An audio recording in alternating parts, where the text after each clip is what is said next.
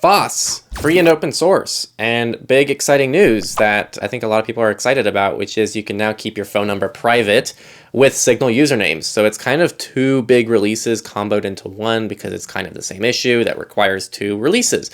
So the first one is we have a new default on Signal, which is your phone number will no longer be visible to everyone on Signal. So if you meet someone in public and you add them on Signal, they won't see your phone number by default, which is awesome because now you can contact with people without sharing your phone number.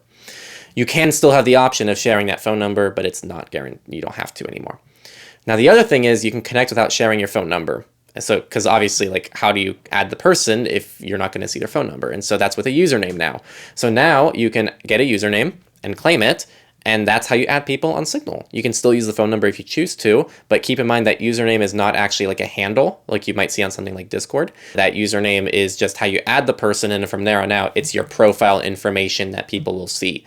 So in theory, if you join a group chat, for example, other people in the group chat won't be able to know your username because you didn't like directly get their username. You're just in a group chat with them. So this is in beta right now. It's going to be probably released in public sometime in the next several weeks, couple months. We'll see what happens there. I haven't seen a formal timeline, but it is in beta. The iOS beta is closed because of a lot of people that I'm sure updated just to claim a username. If you're not on iOS, you should be able to still get the beta. And I think they said you can do it on desktop, but I don't know if you can claim a username on desktop yet. I haven't heard that from anybody. You can.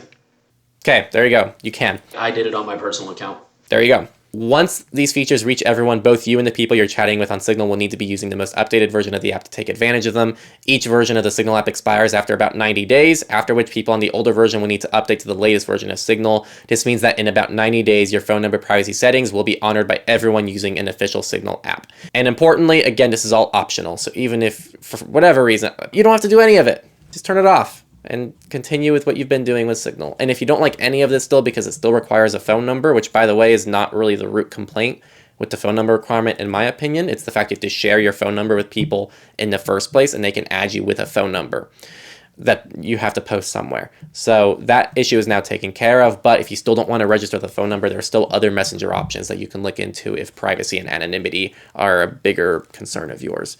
And that jeopardizes that for you. So I made a whole video covering this if people want to see it.